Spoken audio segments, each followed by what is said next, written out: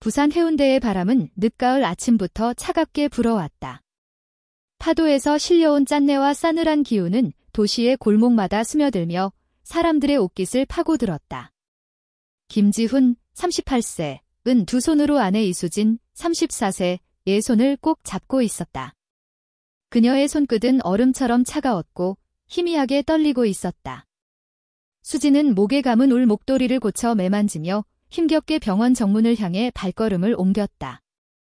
그녀의 얼굴은 창백했고 눈 밑에는 그늘이 짙게 드리워져 있었다. 몇 주 전부터 계속된 어지럼증, 구역질, 그리고 이유 없는 답답함은 그녀의 체력을 점점 갉아먹고 있었다. 지훈은 곁에서 걸음을 맞추며 낮은 목소리로 속삭였다. 아마 빈혈일 거야. 걱정하지 마. 검사하면 곧 나을 거야. 그러나 그 말 뒤에는 억눌러둔 불안이 있었다. 지훈의 심장은 조용히, 그러나 점점 더 세차게 고동쳤다. 자신도 모르게 아내의 손을 더 세게 움켜쥐며 혹시라도 놓칠까 두려운 듯 그녀를 지켜보았다.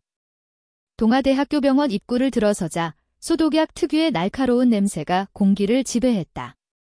환자들이 줄지어 앉아있고 스피커에서는 번호가 차례로 불리고 있었다. 사람들의 표정에는 각자의 사연이 얹어 있었고 그 무게는 병원의 벽마저 무겁게 만들었다. 접수 창구에서 직원이 수진에게 검사 안내지와 소변 검사용 컵을 건넸다. 수진은 억지로 미소를 지으며 말했다. 나 금방 다녀올게. 기다려줘. 지훈은 고개를 끄덕이며 대기실 의자에 앉았다. 시선은 허공을 맴돌았지만 마음은 이미 산란했다.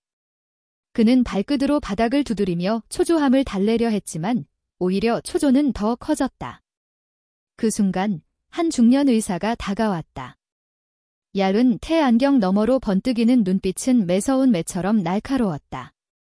그는 주변을 살피듯 고개를 돌리더니 갑자기 지훈에게 몸을 숙였다. 차가운 숨결이 귓가를 스쳤다. 김 선생님, 지금 당장 경찰을 부르십시오. 시간이 없습니다. 그 목소리는 얼음 칼날처럼 차갑고 단호했다. 지훈은 순간적으로 숨이 멎은 듯 굳어졌다. 무엇을 의미하는지 되묻기도 전에 의사는 이미 직원 전용 문 너머로 사라져버렸다. 남겨진 것은 메아리처럼 귓속에 맴도는 그 차가운 경고뿐이었다. 지훈은 의자에 멍하니 앉아 심장이 미친 듯이 뛰는 것을 느꼈다. 경찰을 부르라니. 무슨 말이지? 왜 하필 나한테 그런 말을? 그의 머릿속에는 질문이 소용돌이쳤다. 불길한 예감이 뼛속 깊이 파고드는 듯했다. 잠시 후 수진이 작은 컵을 들고 걸어 나왔다. 그녀의 걸음은 느리고 눈빛은 지쳐 있었다. 무슨 일 있어요? 얼굴이 왜 그래요? 지훈은 반사적으로 고개를 저었다. 억지로 미소를 지으며 답했다. 아니야. 그냥 사람들이 많아서 좀 정신이 없었어. 그러나 그의 눈빛은 거짓말을 감추지 못했다. 수지는 한순간 그 시선을 읽은 듯했지만 더 묻지 않았다. 지훈은 아내의 모습을 바라보며 목구멍이 메어왔다. 그녀는 자신이 지켜야 할 전부였다. 그리고 방금 전 들은 한마디가 단순한 우연이나 농담이 아니라는 확신이 그를 옥죄었다. 그것은 분명히 경고였다. 누군가 수진을, 아니 어쩌면 그들의 삶 자체를 위협하고 있다는 암시. 차가운 바람이 다시 창문 너머로 스며들며 지훈은 몸서리를 쳤다. 대기실의 시계 초침이 똑딱거리며 시간을 잘라냈다. 김지훈은 여전히 중년 의사가 남기고 간 차가운 한마디에 사로잡혀 있었다. 지금 당장 경찰을 부르십시오. 시간이 없습니다. 그 목소리는 귓속에서 메아리치며 점점 더 크게 울려 퍼졌다. 지훈은 무심코 손가락을 비비며 땀에 젖은 손바닥을 닦았다. 그는 몇 번이나 자리에서 일어나 의사가 사라진 방향을 바라보았다. 그러나 그곳은 이미 적막했고 문틈으로 새어나오는 희미한 형광등 불빛만이 남아있었다. 혹시 잘못 들은 건 아닐까? 나한테 한 말이 아닐지도 몰라. 스스로를 다독이려 했지만 심장은 고집스럽게 불안의 박동을 이어갔다. 수진이 돌아와 자리에 앉자 지훈은 억지로 입꼬리를 올렸다. 그러나 그녀는 그의 얼굴에 서린 긴장과 초조를 놓치지 않았다. 정말 무슨 일 없는 거 맞아요? 아까보다 더 창백해 보이는데? 지훈은 짧게 숨을 들이켰다. 괜찮아. 그냥 병원 분위기가 익숙하지 않아서 그래? 하지만 그의 시선은 흔들리고 있었다. 그 눈빛은 무언가 숨기고 있다는 것을 분명히 말해주고 있었다. 수지는 잠시 그를 똑바로 바라보다가 힘없이 미소를 지으며 고개를 끄덕였다. 그녀는 더 묻지 않았다. 그 순간 스피커에서 수진의 이름이 불렸다. 검사 결과를 위한 2차 진료실 호출이었다. 수진은 천천히 일어서며 지훈의 손을 꼭 잡았다. 곧 끝날 거예요. 같이 들어가 줄래요? 물론이지. 진료실 안은 차갑고 건조했다. 형광등 불빛은 지나치게 밝아 피부색마저 창백하게 만들었다. 담당 의사는 서류를 훑으며 건조한 목소리로 질문을 이어갔다. 수지는 차분히 대답했지만 지훈은 고개를 끄덕이는 동시에 내내 딴 생각에 사로잡혀 있었다. 경찰을 부르라니. 무슨 의미일까? 혹시 누군가 수진을 노리는 건가? 아니면 병원 내부 문제인가? 그는 문득 대기실에서 스쳐 지나간 의사의 눈빛을 떠올렸다. 그 눈빛은 단순한 농담이나 실수가 아니었다. 뭔가 절박한 메시지가 담겨 있었다. 진료가 끝나고 의사는 곧바로 체혈실로 안내했다. 바늘이 들어가자 수지는 살짝 찡그렸고 지훈은 본능적으로 그녀의 어깨를 감싸 안았다. 그는 아내의 미세한 떨림을 느끼며 자신이 지켜야 한다는 다짐을 속으로 되뇌었다.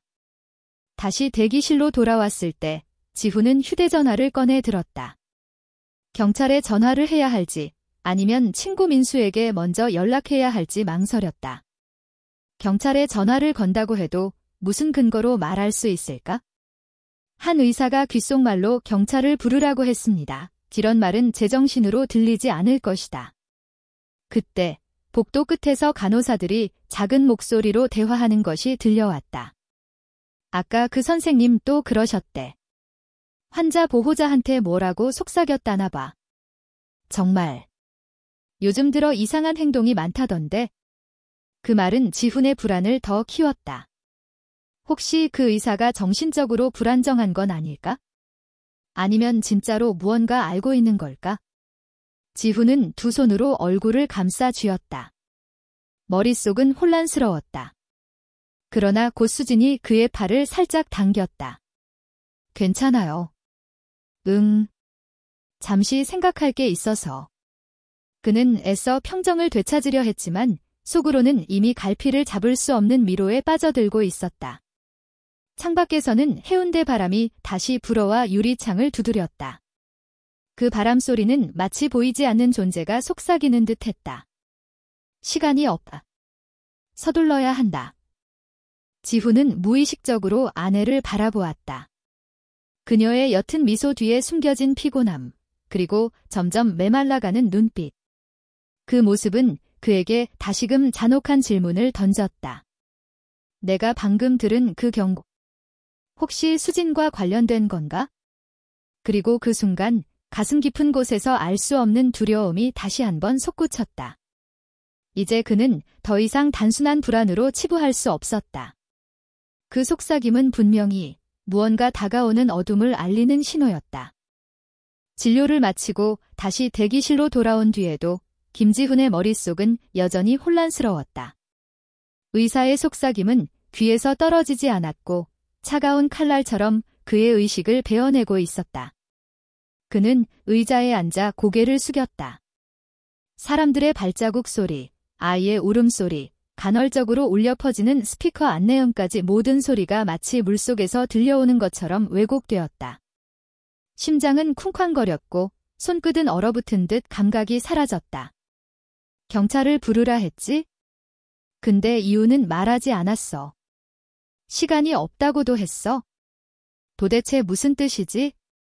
그는 수십 번 되뇌며 스스로 답을 찾으려 했지만 어떤 결론도 내릴 수 없었다. 의사의 눈빛은 단순한 망상이나 농담으로 치부할 수 없을 만큼 진지하고 차가웠다. 그것은 분명 무언가를 알고 있는 사람의 눈빛이었다. 잠시 후 이수진이 작은 검체 컵을 들고 걸어 나왔다. 그녀의 걸음은 더욱 느려졌고 얼굴은 창백함을 넘어 투명하게 빛나 보였다. 눈빛은 피곤에 잠식당했지만 여전히 남편을 향한 신뢰와 기대가 담겨 있었다. 무슨 일 있었어요? 아까부터 계속 표정이. 지훈은 반사적으로 고개를 저었다. 억지로 입술을 당겨 올리며 말했다. 아무 일도 없어. 그냥 사람들이 많아서 좀 어수선해서 그래? 그러나 그의 말투는 어딘가 갈라져 있었고 눈동자는 불안하게 흔들렸다. 수지는 순간적으로 그 떨림을 감지했지만 더 이상 묻지 않았다. 그녀는 단지 그의 손을 잡고 그 온기를 확인하듯 살짝 눌렀다. 지훈은 그 작은 손길에 오히려 더 큰 죄책감을 느꼈다. 그는 아내에게 모든 걸 말해야 할까 고민했지만 동시에 두려움이 엄습했다. 만약 괜한 오해라면? 만약 불필요한 불안을 그녀에게 심어주게 된다면? 그는 결국 침묵을 택했다. 그러나 침묵은 곧 무거운 돌처럼 가슴을 짓눌렀다. 복도의 창문 너머로 바람이 몰아쳤다. 늦가을의 해운대 바람은 차갑고 건조했으며 마치 먼 바다에서부터 무언가 음울한 소식을 전해오는 듯했다. 창문이 덜컥거리며 흔들릴 때마다 지훈은 그 소리를 별표 서둘러라, 시간이 없다 별표는 경고처럼 들었다.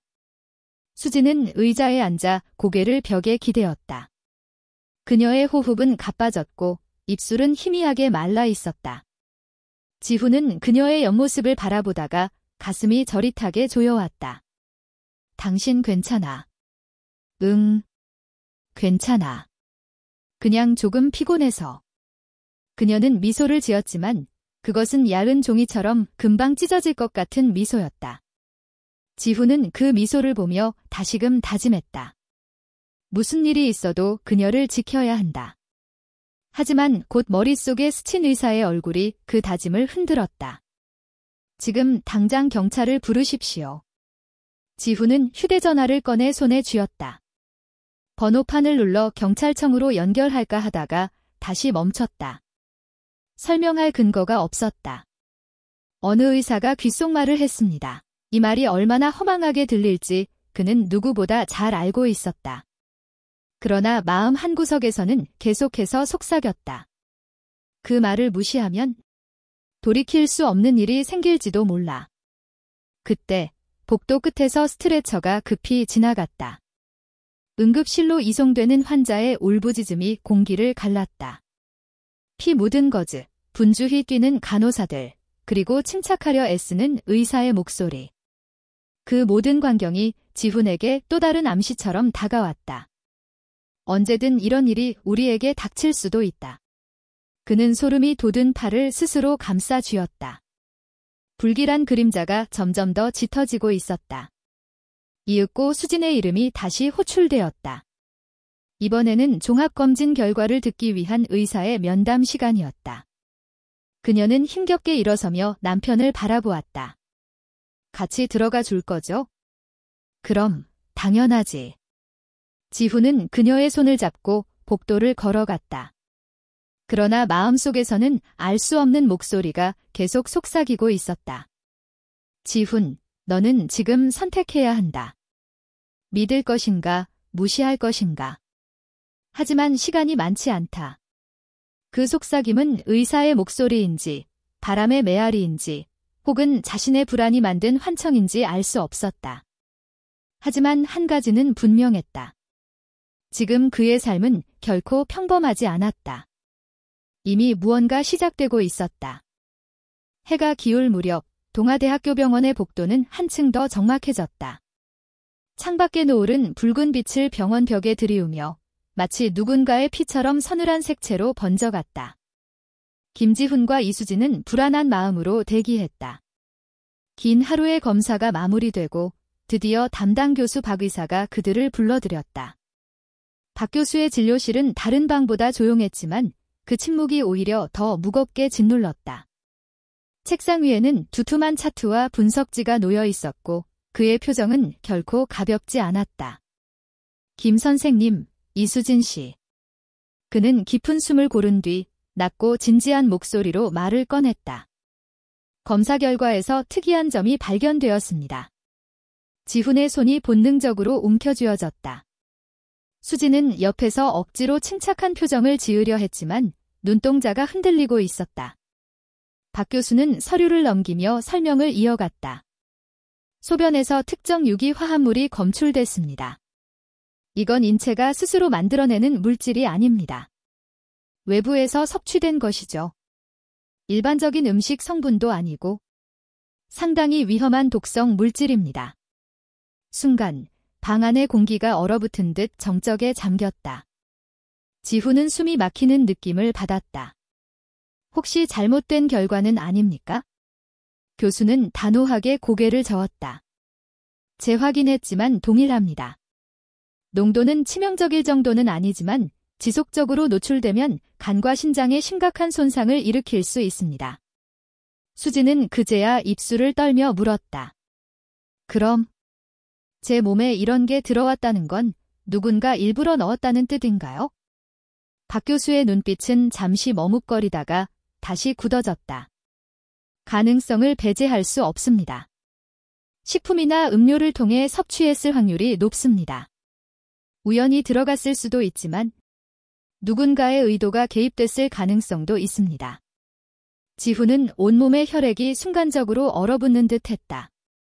그는 목구멍이 타들어가는 것을 느끼며 힘겹게 말했다.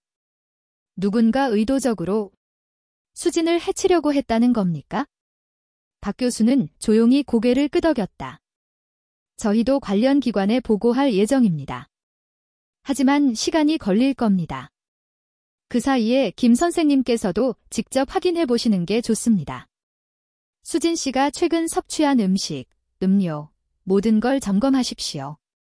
지훈은 깊은 혼란 속에서 교수의 말이 메아리처럼 울려 퍼졌다. 모든 걸 점검하라. 외부에서 들어온 독성 물질. 의도적일 수도 있다. 수지는 남편의 손을 꽉 잡았다. 그녀의 눈동자에는 공포와 불신이 동시에 뒤섞여 있었다. 지훈 씨.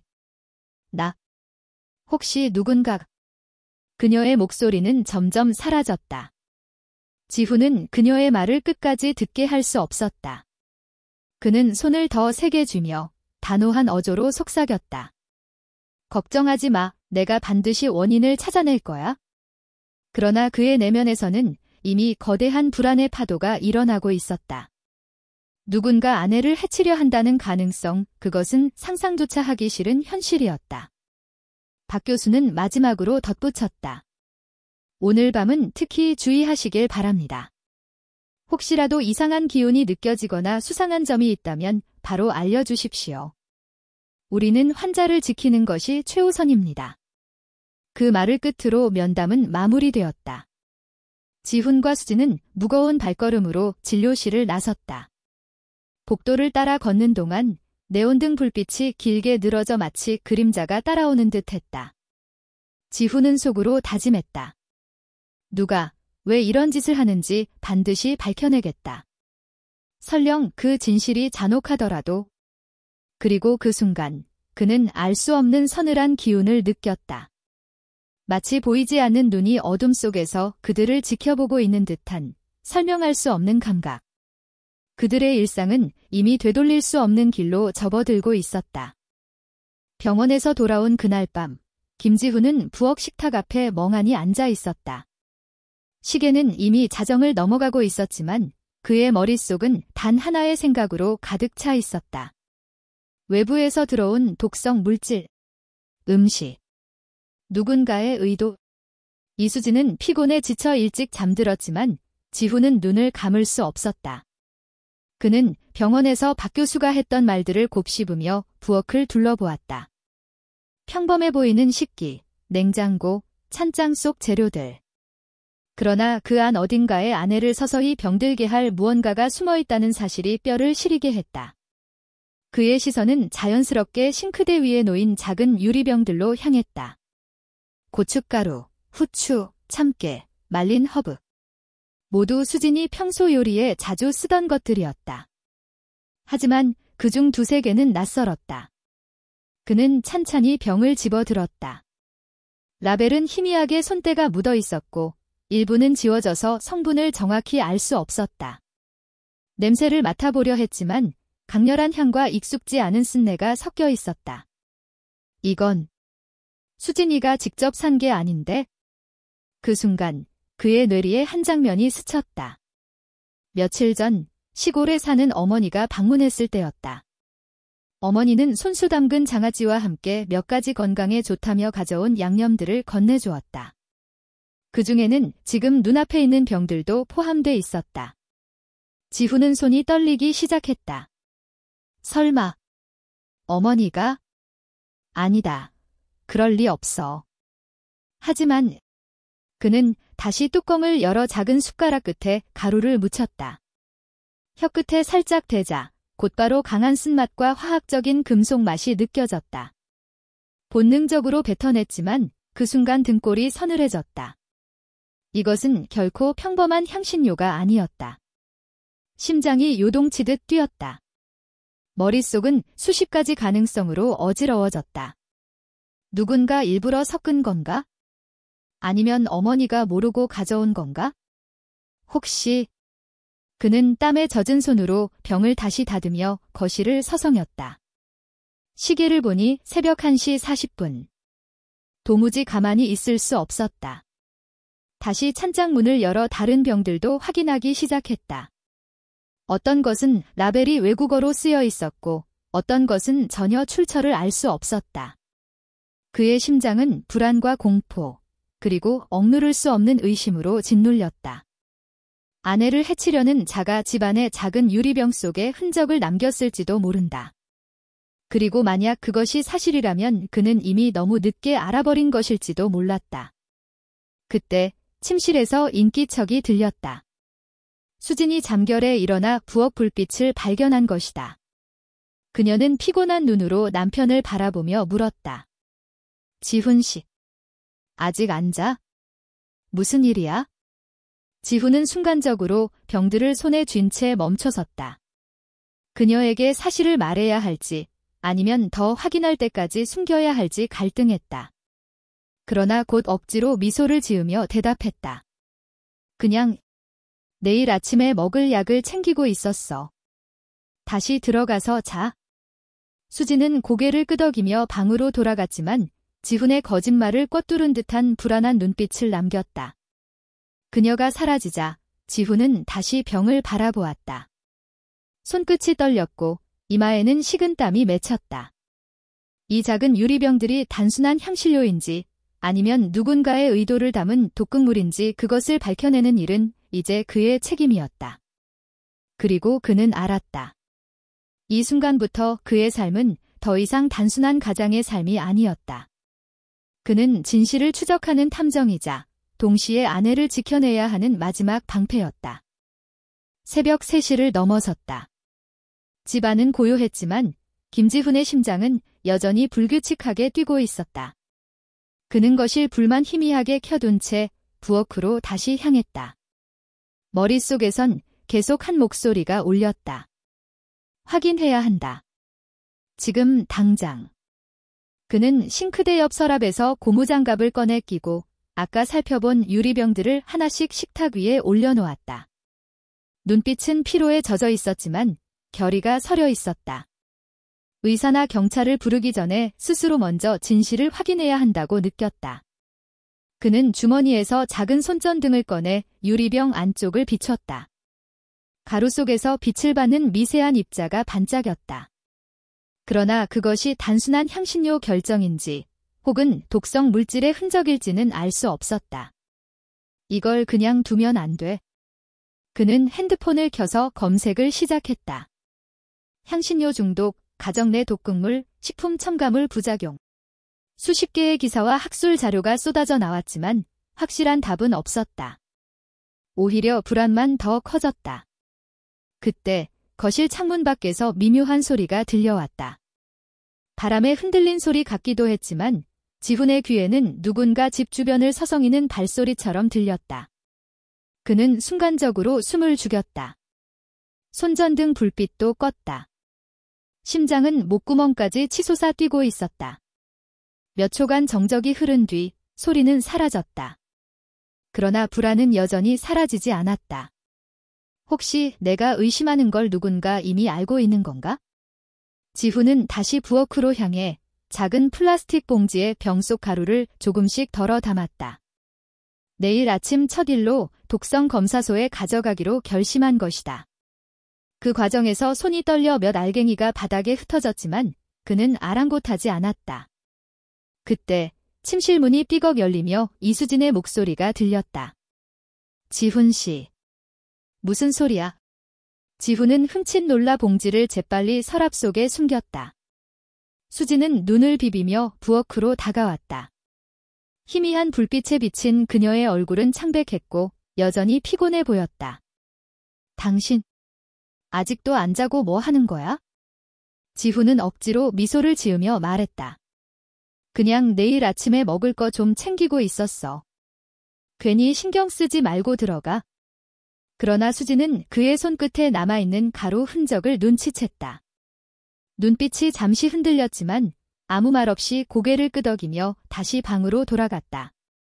문이 닫히자 지훈은 깊게 숨을 내쉬었다. 긴장으로 목이 바짝 말랐다.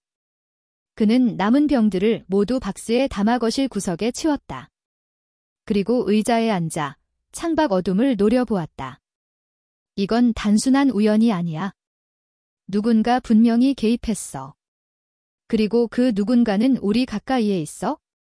그는 두 손을 꼭 쥐었다. 손끝이 하얗게 질릴 정도였다. 밤은 깊어가고 있었지만 지훈의 불면은 이제 시작에 불과했다. 김지훈은 새벽이 밝기도 전에 집을 나섰다. 검은 가방 속에는 어젯밤 몰래 담아둔 작은 봉지와 노트, 그리고 오래된 지도 한 장이 들어 있었다. 버스 터미널로 향하는 발걸음은 무겁지만 그의 눈빛만큼은 단호했다. 목적지는 경상남도. 아내 이수진의 친가가 있는 곳이자 최근 몇 년간 그녀가 자주 왕래하던 고향 마을이었다. 지훈은 이상하게도 아내의 건강이 급격히 악화되기 시작한 시점과 그곳을 다녀온 시점이 묘하게 겹친다는 사실을 떠올리고 있었다. 터미널에 도착하자 아직 해가 뜨지 않은 시간이라 사람은 거의 없었다. 매표소 창구의 불빛만이 희미하게 새어나와 텅 빈 대합실을 비추고 있었다. 지훈은 표를 끊고 버스에 올라 뒷자리에 앉았다. 창밖엔 가로등 불빛이 간헐적으로 스쳐 지나갔다. 버스가 고속도로에 들어서자 지훈은 가방에서 노트를 꺼냈다. 그 안에는 지난 몇 달간 수집한 기록들이 빼곡히 적혀 있었다. 아내가 병원에 입원했던 날짜, 복용했던 약의 이름, 병세가 심해진 날의 식단, 그리고 함께 만난 사람들의 이름까지. 그는 그중 몇 번이나 반복해서 나타나는 이름 하나에 시선을 멈췄다. 최도현, 수진이 경상남도에서 어릴 적부터 알고 지낸 동네 친구라고 소개한 인물이었다. 평소엔 단순한 지인이라며 대수롭지 않게 말했지만 수진이 그와 만난 직후 유난히 몸이 좋지 않아졌다는 사실이 노트에 반복적으로 기록돼 있었다. 버스 안은 조용했지만 지훈의 머릿속은 폭풍처럼 요동쳤다. 혹시 모든 실마리가 그에게 이어지는 건 아닐까? 한참을 생각에 잠겨 있는데 휴대전화가 진동했다. 화면에 뜬 건 발신자 없는 문자였다. 경상남도에 가지 마라. 늦기 전에 멈춰라. 순간 등골이 오싹해졌다. 이른 새벽에 누가 보낸 건지도 알 수 없는 경고였다. 그는 본능적으로 창밖을 둘러봤다. 어둠 속에서 따라오는 차량은 보이지 않았지만 마음속 불안은 더욱 짙어졌다. 그럼에도 그는 주저하지 않았다. 메시지를 삭제하고 창문 너머 멀리 이어진 도로를 바라봤다. 자신이 선택한 길을 이제 되돌릴 수는 없었다. 몇 시간이 지나 버스는 드넓은 논밭과 낮은 산맥이 이어진 경상남도의 풍경 속으로 들어섰다. 공기는 도심보다 차갑고 맑았다. 지훈은 깊게 숨을 들이마시며 스스로를 다잡았다. 버스가 시골 정류장에 멈추자 그는 곧장 내려 짐을 챙겼다. 발 아래로 자갈이 부딪히는 소리가 유난히 크게 들렸다. 그 순간 그는 확신했다. 이곳 어딘가에 아내의 병세와 연결된 비밀이 숨어 있다는 것을. 작은 마을로 이어지는 길을 걸으며 지훈은 속으로 되뇌었다. 이제부터가 진짜 시작이야. 진실은 여기서 찾을 수밖에 없어. 작은 마을 입구에 들어서자 김지훈은 걸음을 늦췄다. 어린 시절 명절 때마다 아내와 함께 찾아왔던 그 길, 논두렁 옆을 따라 이어진 좁은 길, 그리고 멀리 보이는 기와집 지붕. 모든 것이 익숙했지만 오늘은 왠지 다른 기운이 감돌았다. 그는 집 앞에 서서 잠시 숨을 고르고 문을 두드렸다. 안에서 느릿한 발소리가 들리더니 문이 열렸다. 회색 머리를 단정히 묶은 이수진의 어머니, 박영애 여사가 나타났다. 지훈이 왔구나. 그녀의 목소리는 부드러웠지만 어딘가 경계심이 배어 있었다. 지훈은 억지로 미소를 지으며 인사했다. 어머니, 오랜만입니다. 영희 여사는 그를 안으로 들이며 눈길을 떼지 않았다. 마루에 앉아 따뜻한 차를 내오면서도 시선은 계속 지훈의 얼굴을 스치고 지나갔다. 갑자기 웬일이냐? 수진이는 괜찮은가? 그 질문에 지훈의 손이 순간 멈췄다. 요즘 상태가 더 안 좋아져서요. 그래서 이렇게 내려왔습니다. 혹시 어머니 아시는 게 있지 않으세요? 영희 여사의 눈빛이 미묘하게 흔들렸다. 그러나 곧 차분한 표정을 지으며 고개를 저었다. 무슨 소릴 하니? 아픈 건 원래 체질이 약해서 그런 거지?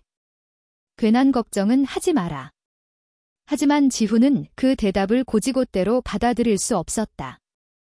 지난밤의 경고 문자, 반복해서 떠오르는 최도현이라는 이름, 그리고 아내의 상태가 나빠질 때마다 이 집과 연결된 기억들.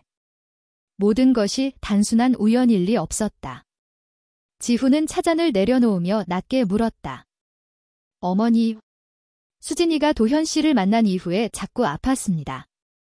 그 사실 알고 계셨죠? 짧은 침묵이 흘렀다. 영희 여사의 얼굴이 굳어졌다. 그녀는 한동안 말없이 창밖만 바라보다가 천천히 고개를 돌려 지훈을 똑바로 응시했다. 지훈아. 어떤 진실을? 알아서는 안 되는 법이 있다. 그 한마디에 등골이 차갑게 식었다. 방 안의 공기는 더 무겁게 가라앉았다. 영희 여사의 눈빛은 여전히 따뜻했지만 그 속에는 설명할 수 없는 두려움이 숨어 있었다. 지훈은 더 캐묻고 싶었지만 동시에 알 수 없는 압박감이 그를 짓눌렀다. 지금 여기서 무슨 말을 더 꺼냈다간 되돌릴 수 없는 일이 벌어질지도 몰랐다. 그는 결국 입술을 깨물며 고개를 끄덕였다. 그러나 마음속에서는 더욱 확신이 깊어졌다. 어머니가 뭔가를 숨기고 있다. 저녁 무렵 김지훈은 집 밖으로 나섰다. 마을 어귀에 서서 바람을 맞으며 생각을 정리하려던 순간 뒤에서 낯익은 목소리가 들려왔다. 지훈이 아니가. 서울서 내려왔다더니 진짜로 왔네?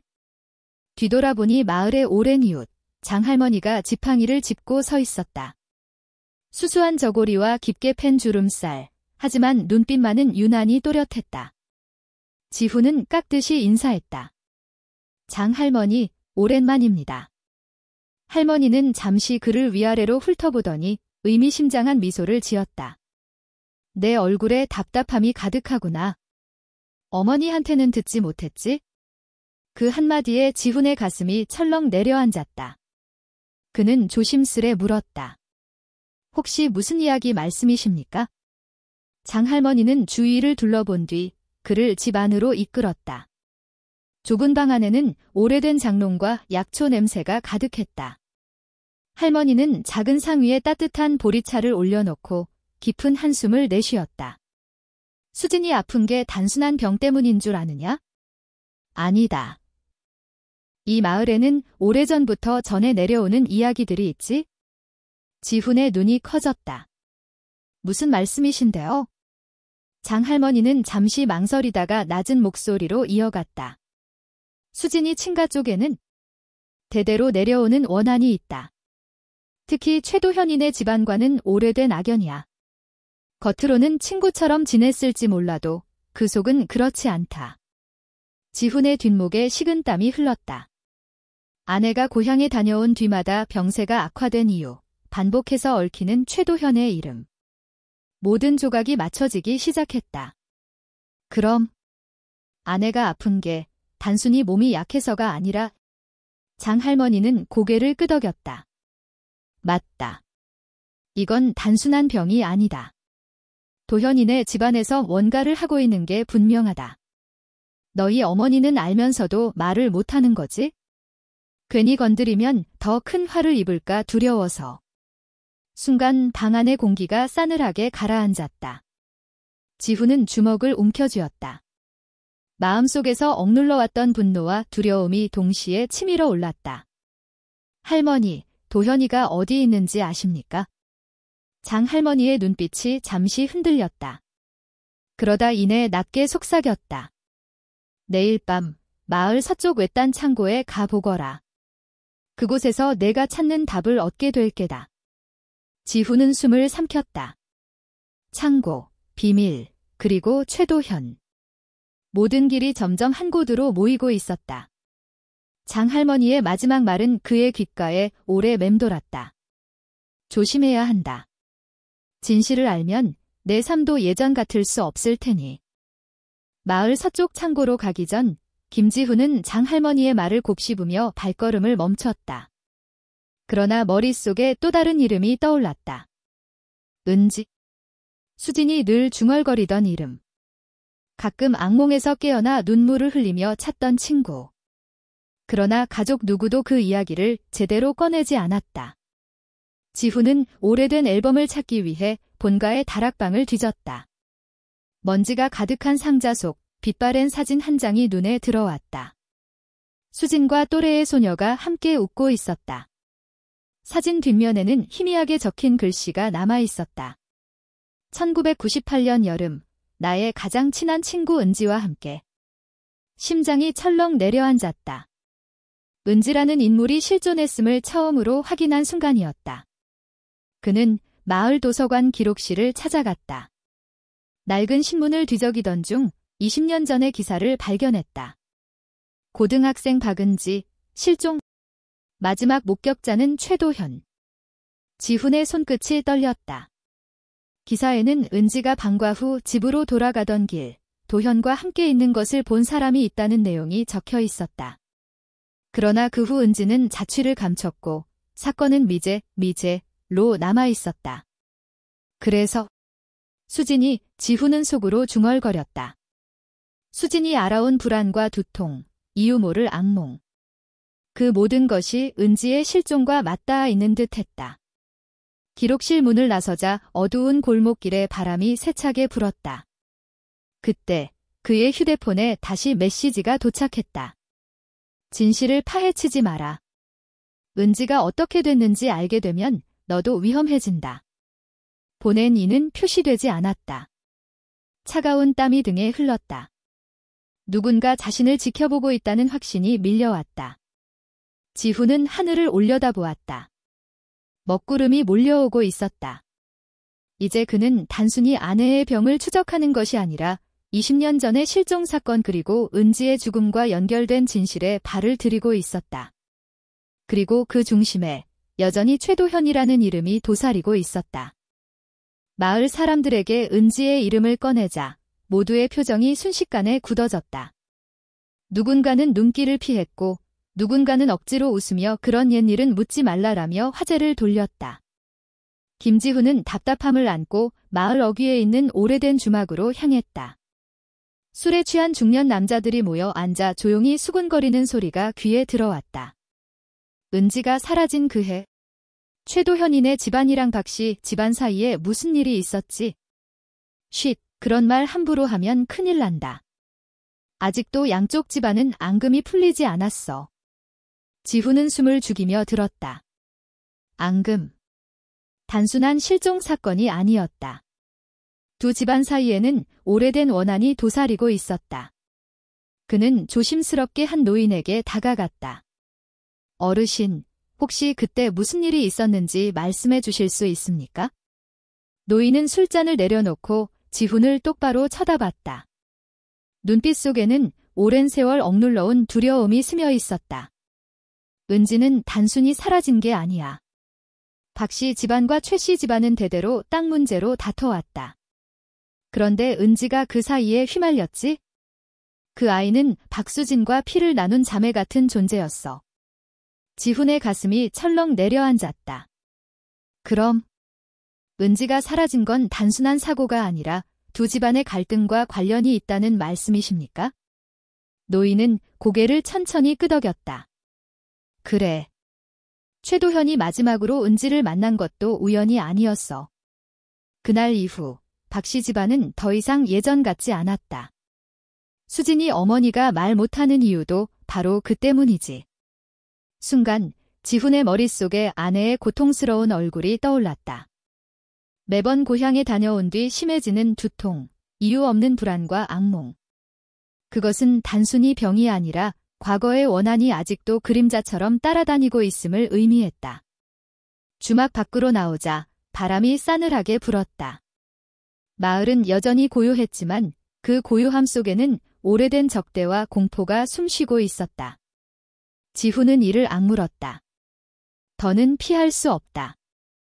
아내를 지키려면 은지의 진실과 두 집안의 원한을 끝내야 한다. 밤이 깊어갈 무렵 김지훈은 장할머니가 말한 창고로 향했다. 낡은 지붕은 반쯤 무너져 있었고 바람이 스산하게 틈새를 파고들었다. 손전등 불빛을 비추자 먼지 쌓인 나무 상자들과 녹슨 철제 선반이 드러났다. 그때 구석에 놓인 금속 상자가 눈에 들어왔다. 자물쇠는 이미 부서진 채였다. 지훈은 조심스레 뚜껑을 열었다. 안에는 곰팡이가 쓴 서류와 함께 오래된 카세트 테이프가 들어 있었다. 서류를 펼치자 병원 기록지가 눈에 띄었다. 환자 이름 박은지. 진단명 급성 신경계 이상 증후군. 지훈은 숨을 삼켰다. 은지가 사라지기 전 이미 어떤 의학적 실험이나 사고에 연루되었음을 암시하는 기록이었다. 그는 서둘러 카세트 테이프를 재생했다. 잡음 사이로 낮고 떨리는 남자의 목소리가 흘러나왔다. 은지, 실험을 멈춰야 했어? 도현이가 강행했을 때 이미 늦었다. 아이가 버티지 못했어. 지훈의 손끝이 차갑게 얼어붙었다. 테이프 속 목소리는 분명히 의사였다. 그리고 이름이 또렷이 언급되었다. 최도현. 즉시 모든 조각이 하나로 맞춰졌다. 은지의 실종은 단순한 가출이 아니었다. 두 집안의 원한은 단순한 땅 문제가 아니라 불법적인 의료 실험과 관련되어 있었다. 그리고 지금 수진이 앓고 있는 병, 그것은 은지와 똑같은 증상이었다. 지훈의 뒷목에 소름이 돋았다. 이건 세대를 넘어 이어진 범죄다. 갑자기 창고 밖에서 발소리가 들려왔다. 누군가 이곳을 지켜보고 있었던 것이다. 지훈은 본능적으로 테이프와 서류를 주머니에 넣고 숨을 죽였다. 철문이 삐걱이며 열렸다. 희미한 불빛 속 검은 그림자가 안으로 들어왔다. 낮게 을조리는 목소리가 들려왔다. 여기까지 와버렸군, 김지훈. 심장이 요동쳤다. 어둠 속에서 드러난 얼굴, 그것은 오래전 사진 속에서만 보았던, 지금은 권력자로 군림하는 최도현이었다. 이 순간 지훈은 깨달았다. 이제 그는 단순히 과거의 진실을 파헤치는 것이 아니라 살아있는 권력과 맞서게 되었다는 사실을. 그리고 이 창고에서 발견한 서류와 테이프는 그 싸움의 유일한 무기가 될 것이었다. 창고에서 간신히 빠져나온 김지훈은 곧장 최씨 가문의 저택으로 향했다. 마을에서 가장 오래되고 위압적인 대저택, 사람들은 여전히 최씨 집이라 부르며 가까이 가기를 꺼려했다. 문을 두드리자 안에서 걸어나온 이는 의외였다. 바로 최도현의 어머니 최윤옥이었다. 백발의 고운 한복 차림의 그녀는 부드러운 미소를 띠고 있었다. 지훈 씨지요. 소문은 많이 들었어요. 들어오세요. 오랫동안 기다리고 있었답니다. 지훈은 순간 경계했으나 그녀의 태도가 너무도 따뜻해 방심할 수밖에 없었다. 집 안은 고풍스러운 가구와 오래된 초상화들로 가득 차 있었고 은은한 향이 풍겼다. 그러나 그 고요함 속에서 알 수 없는 불안이 꿈틀거렸다. 차를 내어주며 그녀는 천천히 입을 열었다. 은지. 그 아이를 찾고 싶지요. 하지만 조심해야 해요. 이 마을은 아직 과거를 벗어나지 못했으니까. 지훈은 곧장 주머니 속 테이프와 서류를 떠올렸다. 저는 진실을 밝히고 싶습니다. 아내를 위해서라도. 윤옥은 의미심장하게 고개를 끄덕였다. 그러나 바로 그 순간 집안의 공기가 달라졌다. 거실 문이 철컥 소리를 내며 잠겼고 창문에는 미세하게 철창이 내려오기 시작했다. 지훈의 심장이 철렁 내려앉았다. 무슨 짓입니까? 윤옥의 얼굴에서 미소가 사라졌다. 대신 차가운 빛이 번졌다. 진실은 때로는 살아있는 자를 파괴합니다. 지훈 씨, 당신은 너무 많은 것을 알아버렸어. 그녀의 손짓과 동시에 두 명의 건장한 사내가 그림자처럼 나타났다. 손에는 쇠파이프가 들려 있었다. 지훈은 재빨리 뒤로 물러서며 주머니 속 테이프를 움켜쥐었다. 이 증거만큼은 절대 빼앗길 수 없었다. 당신들이 은지를 죽인 겁니까? 아니면 아내까지도? 윤옥의 눈동자가 잠시 흔들리더니 낮게 속삭였다. 은지는 희생양이었을 뿐이야. 그리고 내 아내도 결국 같은 운명을 피하지 못할 거다. 그 말이 끝나자 사내들이 일제히 달려들었다. 지훈은 가까스로 테이블을 밀쳐내며 몸을 피했다. 쏟아진 찻잔이 바닥에 깨지며 흩어졌다. 그는 곧장 계단 쪽으로 뛰었고 사내들의 발소리가 뒤를 쫓았다. 집 전체가 마치 미리 준비된 덫처럼 출구마다 잠겨 있었다. 어둠 속 오래된 저택은 숨통을 죄는 감옥으로 변해 있었다. 지훈은 이를 악물며 속으로 되뇌었다. 여기서 빠져나가지 못하면 모든 게 끝난다. 은지의 진실도, 수진도, 그리고 바로 그때 2층 복도의 어두운 끝에서 낯익은 실루엣이 나타났다. 지훈. 희미한 목소리. 그것은 분명 사라진 지 오래된 은지였다. 비상 탈출구로 간신히 빠져나온 김지훈은 곧장 경찰서로 향했다. 손에는 여전히 테이프와 문서가 쥐어져 있었다. 이 증거를 내놓자 경찰은 즉시 최윤옥을 불러 조사하기 시작했다.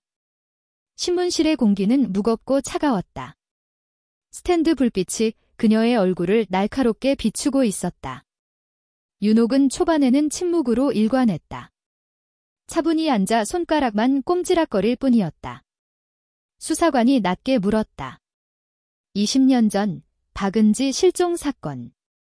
마지막으로 함께 있었던 인물이 당신 아들이라는 증언이 있습니다. 무엇을 숨기고 있습니까? 윤옥의 눈꺼풀이 미세하게 떨렸다. 하지만 여전히 입을 다물고 있었다. 그때 지훈이 앞으로 나섰다. 그는 테이프를 꺼내 테이블 위에 올려두었다. 이 안에 모든 게 있습니다.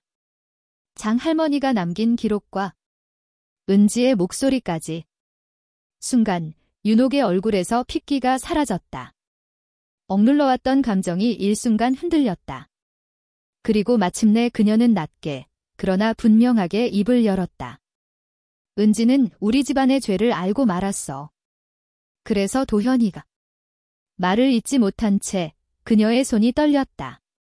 지훈이 목소리를 높였다. 당신들이 은지를 죽였습니까? 윤옥은 두 눈을 감으며 숨을 내쉬었다. 죽이려던 건 아니었다. 하지만 그날 밤 아이가 도현과 몸싸움을 벌이다가 계단에서 굴러 떨어졌다. 피투성이가 된 은지를 본 순간 우리는 이미 끝이라고 생각했지. 수사관이 재빨리 기록을 적었다. 그래서 시신을 은폐했군요. 윤옥의 눈에 눈물이 맺혔다. 나는 어머니였어. 아들을 지키고 싶었다. 그래서 마을 사람들을 매수했고 경찰에게도 입을 막게 했다. 모두가 침묵에 동참했지? 은지는 그렇게 세상에서 잊히게 된 거야. 지훈의 주먹이 떨렸다. 그리고 수지는 왜 아내가 은지의 악몽에 시달려야 했습니까? 윤옥은 힘겹게 고개를 들었다. 수지는 은지와 가장 가까운 친구였잖아. 진실을 본 사람은 늘 상처를 입는 법이야. 수진도 결국 기억을 억눌렀지만 그 죄책감이 그녀를 갉아먹은 거다. 순간 방 안의 정적이 무겁게 내려앉았다. 윤옥의 고백은 은지의 죽음과 마을 전체의 공모를 드러내고 있었다. 지훈은 서늘한 목소리로 말했다. 이제는 끝내야 합니다. 은지를 위해서라도, 수진을 위해서라도. 윤옥의 눈가에 흐른 눈물은 더 이상 연민이 아니었다. 그것은 무너져 내린 권위와 오랫동안 감춰온 죄악의 무게였다. 신문이 끝난 뒤 방 안에는 묵직한 정적만이 흘렀다. 최윤옥은 의자에 깊이 파묻힌 채 두 손으로 얼굴을 감싸고 있었다. 이제는 숨길 것도 지켜야 할 체면도 남지 않았다. 김지훈은 차가운 눈빛으로 그녀를 바라보았다. 그러나 그 눈빛 뒤에는 복잡한 감정이 뒤엉켜 있었다. 분노와 슬픔, 그리고 어쩌면 연민. 잠시 후 윤옥은 떨리는 목소리로 입을 열었다. 나는 어머니였어. 잘못된 걸 알면서도 아들을 지키고 싶었지. 세상에 드러나면 도현은 파멸할 거라 생각했어. 그래서 은지를 그렇게... 그녀의 목소리는 점점 잠겨갔다. 눈물이 주름진 뺨을 타고 흘러내렸다. 매일 밤 은지의 얼굴이 떠올랐다. 피범벅이 된 그 아이를 끌어안던 순간이 아직도 내 손에 남아있다. 신이 있다면 나는 이미 오래전에 벌을 받아야 했을 거다. 지훈은 입술을 깨물며 차갑게 물었다. 그 죄의 대가를 왜 이제야 말하는 겁니까? 왜 수진과 은지를 그렇게 긴 세월 동안 고통 속에 묶어 두었습니까? 윤옥은 고개를 떨구며 흐느꼈다.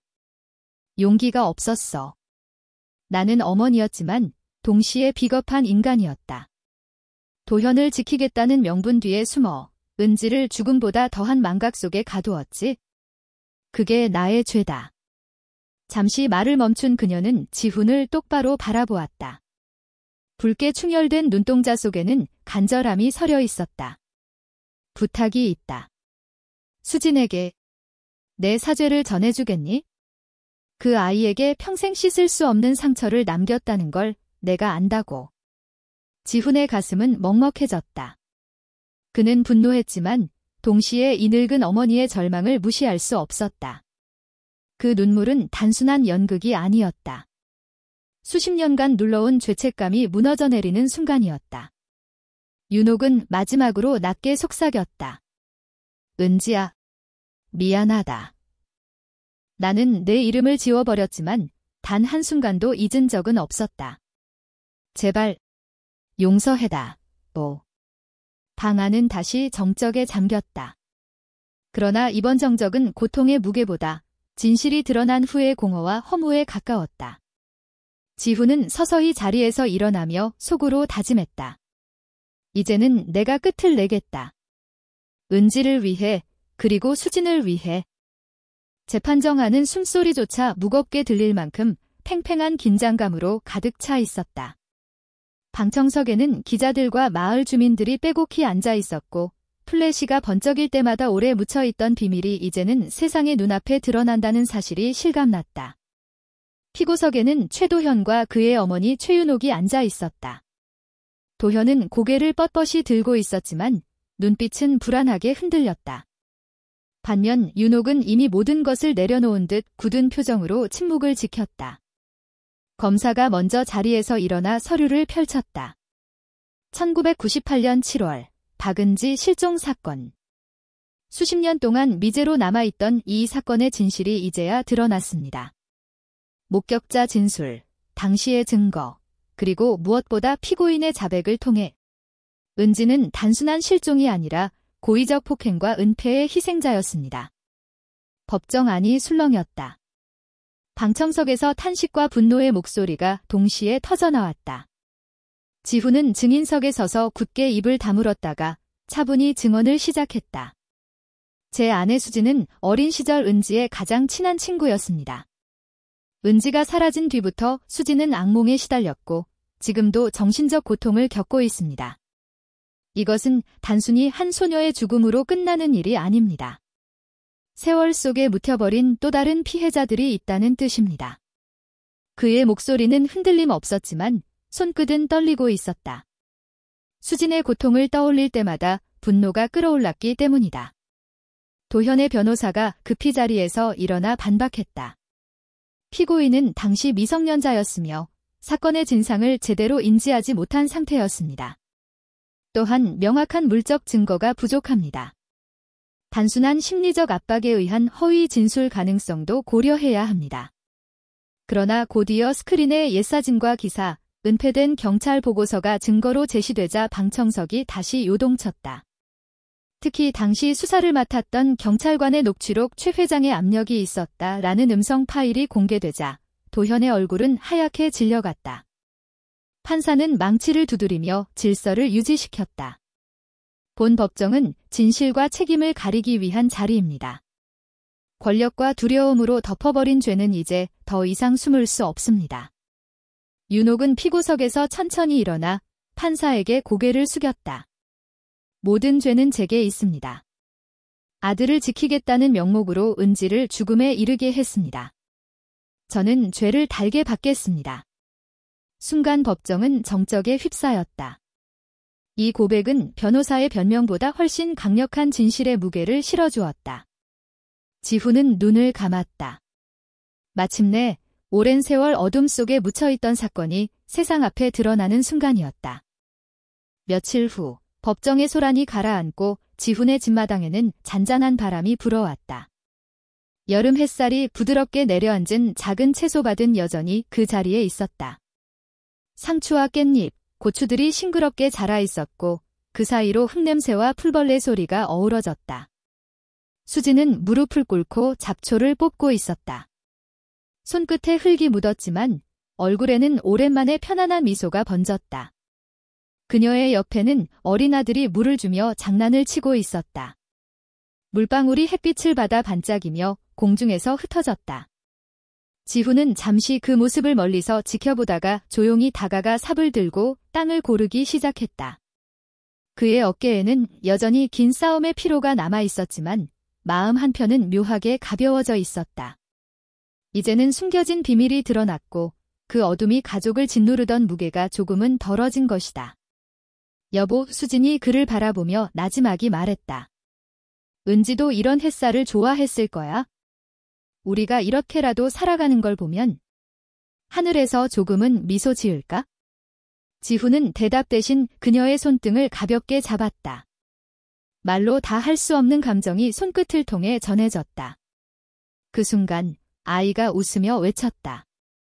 아빠, 이거 봐. 토마토가 빨갛게 익었어. 작고 둥근 토마토 하나가 가지에 매달려 있었다. 지훈은 그것을 조심스럽게 따서 아들에게 건넸다. 아이는 기뻐하며 한 입 빼어 물었다. 달콤한 과즙이 입가에 묻자 가족 모두의 얼굴에 웃음이 퍼졌다. 채소밭은 단순한 흙덩이가 아니었다. 오랜 세월의 고통과 상처를 지나 다시 뿌리를 내리고 꽃을 피워내는 삶의 상징이었다. 진실은 아프게 드러났지만 그 끝에는 이렇게 작은 평화가 기다리고 있었다. 지훈은 하늘을 올려다보았다. 푸른 하늘 위 흰 구름이 천천히 흘러갔다. 그는 속으로 은지의 이름을 불렀다. 은지야, 이제 편히 쉬어. 우리는 살아남아 너를 기억할게. 그리고 그는 다시 호미를 들어 밭을 갈기 시작했다. 아이의 웃음소리, 수진의 잔잔한 노래, 그리고 바람에 흔들리는 채소밭이 어우러져 세상 그 어떤 재판보다 더 큰 화해와 용서를 증언하는 듯했다. 가을이 다가오자 마을의 논밭은 황금비두로 물들었다. 김지훈은 홀로 강가를 따라 걸었다. 발밑에서 낙엽이 바스락거렸고 차가운 바람이 얼굴을 스쳤다. 그는 주머니 속에서 작은 봉투 하나를 꺼냈다. 봉투 안에는 은지의 사진이 있었다. 법정에서 모든 진실이 밝혀졌지만 마음속 공허함은 쉽게 사라지지 않았다. 은지가 사라진 세월은 너무 길었고 그 빈자리는 아직도 선명했다. 그러나 이제는 죄책감이나 두려움이 아닌 조용한 그리움으로 남아 있었다. 지훈은 사진을 강물 위에 살며시 올려놓았다. 물결이 사진을 천천히 감싸며 흘러갔다. 마치 은지가 오랜 고통에서 벗어나 자유롭게 떠나는 듯 보였다. 은지야, 이제 됐어. 내 이야기는 잊히지 않을 거야? 그의 목소리는 바람에 실려 멀리 퍼져나갔다. 뒤에서 발소리가 다가왔다. 돌아보니 수진과 아들이 서 있었다. 수진은 잠시 강물을 바라보다 지훈의 손을 꼭 잡았다. 아이는 낙엽을 주워 물 위에 띄우며 해맑게 웃었다. 세 사람은 말없이 강가에 서서 물결을 바라보았다. 그것은 고통스러운 과거와 화해하는 의식 같았다. 집으로 돌아가는 길, 지훈은 깊은 숨을 내쉬었다. 무겁게 짓눌렀던 진실이 이제는 짐이 아니라 살아가는 이유가 되었다. 은지의 기억은 사라지지 않겠지만 그것은 앞으로의 삶을 단단하게 지켜주는 뿌리가 될 것이다. 마을 어귀에 다다르자 해가 지평선 너머로 기울고 있었다. 붉은 노을이 하늘을 물들이며 하루의 끝을 알렸다. 지훈은 속으로 조용히 다짐했다. 이제 과거는 여기서 멈춘다. 그리고 내일은 새로운 시작이다. 그 순간 마음 한켠에서 오랜만에 따뜻한 평화가 피어올랐다.